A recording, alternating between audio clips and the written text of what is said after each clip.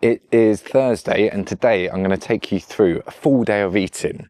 First, I've got the gym, so I'm walking there now, but I'm going to give you a high level overview of my nutrition setup at the moment. I've got 2 different days. I've got training days when my calories are higher. I'm aiming for 3,280 calories. And I've got non-training days where my calories are lower and I'm aiming for 2,880 calories a day. The reason for that is I've got a few more calories to fuel my training and to help recovery. But where I train in the morning, as soon as the gym opens, which is 6:30, 6:45, depending on when the kids are up, I can't actually eat before. So ideally I'd have a few carbs before I go training to help kind of fuel push the sessions. I did try having overnight oats, 40 grams in some semi-skimmed milk, but it just gave me digestive issues. So that didn't really help the family. It wasn't too good. Today I'll show you my meals, tell you a little bit more about my thought process behind what I eat, when I eat, how I eat, why I eat. But first, training. On that though, it's currently a deload week because I've had 6 hard weeks of pushing on this program. So a deload week is something to let the body recover. It's timed very well with illness in the household, so you can probably hear my voice is a little bit raspy, but it basically means it's a slightly easier session today, not really pushing it, so not going to failure. And then I'll be ready to go full throttle again next week. Also, what is going on with my hair?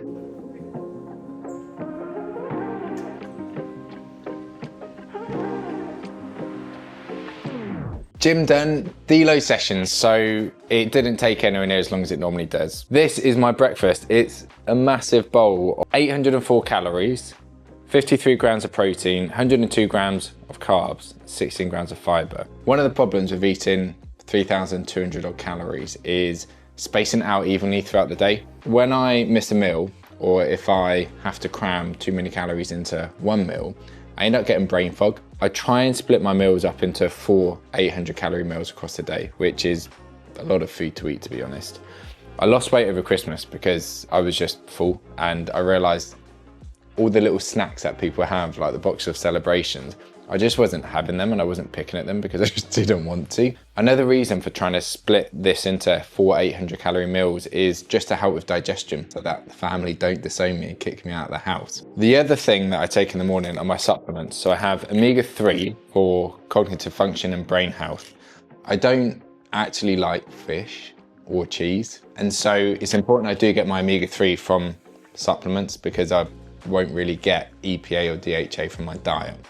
Another one I take is vitamin D3. This is because I live in the UK and sadly we don't really get much sun during the winter.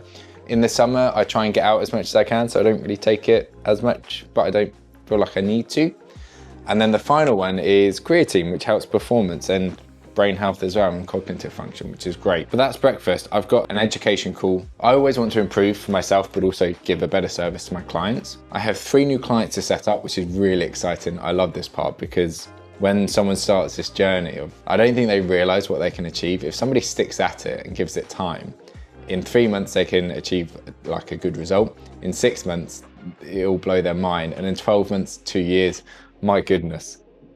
It's unbelievable what people can do. But it's also half term, so I'm going out this afternoon with the family. I'm not sure where we're going or what we're doing yet. I'm gonna eat this lovely bowl, which Katie always tells me looks like gruel, go do some work, and then I'll check in for my next meal. One client setup done. It took about 2 hours to do, but I'm really excited, and I never want to rush these things because, well, 1, it's fun for me, and 2, it's the start of the journey.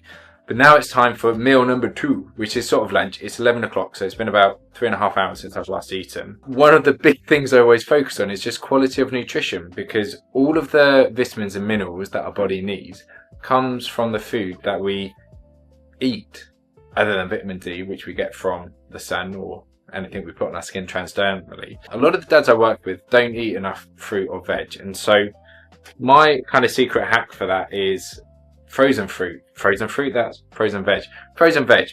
So I'll always have about 300 grams of frozen peas in sweet form, and it takes like 5 minutes to cook. It's super easy to do, and it means I get a good amount of fiber, a good amount of micronutrients too.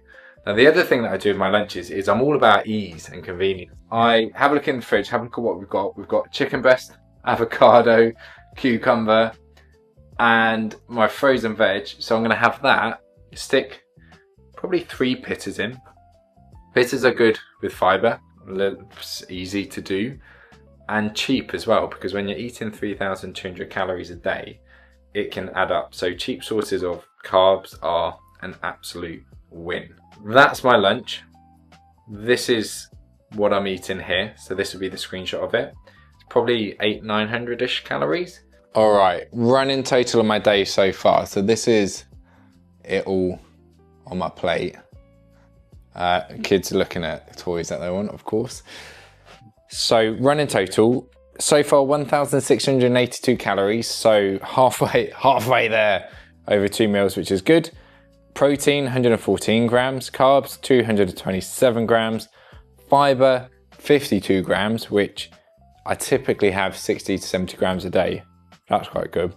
And fat's 37 grams. I am all for ease. If we don't have cooked chicken breast, which is chicken we cook, by the way, and then we've got a big Tupperware in there, which we can make chicken wraps for the kids if they want them. Katie can have some, I can have them.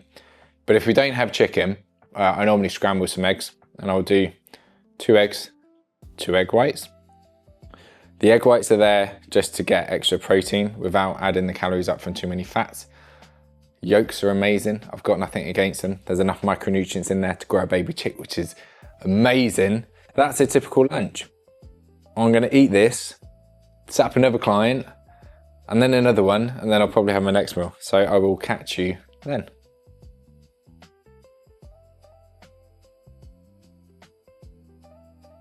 Another client set up, done, another 2 hours. It's around 1:30 now, so I need to get my next meal in. Otherwise, when I eat with a family, which will be about 5:30-ish, I'll have too much in one go and I'll be really bloated and, you know, not fair for Katie when we're in bed together, if I'm honest. This needs to be something easy to eat, relatively cheapish, because again, a lot of food. So I'm going to have some more skyr, 100 grams of oats, 200 grams of frozen berries, so I can get some more fibre and some more micronutrients in there, and probably like 10 grams of cashews just to give it a bit of crunch. I may have something else because that's only 620 calories. And while you're here, on a Sunday, we come in to my office gym space as a family. Bo and Poppy will play magnet tiles on the floor and I'll play with them whilst Katie works out. But last Sunday, they managed to get hold of my whiteboard, and I don't know if you can read that there, but I've just got poo written on it. Thankfully, when I'm recording, my back covers it, so clients can't see poo written over my whiteboard. But I thought it was just amusing and an ode to family life with 2 young kids. I don't know about you, but there is just so much poo chat, and for love nor money, we cannot make them stop. It might not be obvious, but I am procrastinating by recording this because I'm not hungry in the slightest. And when you're 15 weeks, 16 weeks, 17 weeks into a muscle gaining phase, you get to the point where eating isn't something that you look forward to in the same way of fat loss. I was at the mercy of what we have here. So I had to go for frozen cherries instead of a mixed berry mix. And we ran out of cashews, so I've got walnuts and Brazil nuts. I also added an extra 20 grams of oats to what I was planning to have, because otherwise I would have about 1,000 calories tonight, and that would be a lot to eat and then go to bed on. After this, I'm gonna walk down to town to meet the family, which would be nice. Right, here we are. Oh, the hot oats will melt the fruit a little bit, the frozen fruit. So you then got all the juices that come out. So it's actually really tasty, but. And an apple. Always happens whenever I'm filming, there's something a bit weird. So dinner I normally have with the family in the evenings. We'll have like bolognese, I have like spaghetti, bolognese, peas and sweet corn. Add that all in, super simple. But today we had a picnic. So this is technically my dinner, really weird, but they just bought a load of food back from the shops and we all sat down and enjoyed it. So that's what I had there. But the reason why I think everyone should go through a muscle gaining phase is because you have to eat more food, and you have to eat in at least to calorie maintenance, which brings food noise down so much. And so many people are used to dieting and food noise being really high, cravings being really high, and really struggling to be consistent with eating good, healthy foods. But when you do that in a gaining phase, you realize it's really easy, and it's actually harder to overeat. And you'll go through Christmas, birthdays, whatever it may be, summer barbecues, and you won't overindulge because you just won't have that food noise there that everybody has, because they are convinced they chronically diet Monday to Friday, overeat on the weekend, so they either gain weight from eating too much or just feel rubbish, really. So there you go. That's my day of eating. I was with the family, so I didn't get any pictures or videos, but any questions on my day, let me know.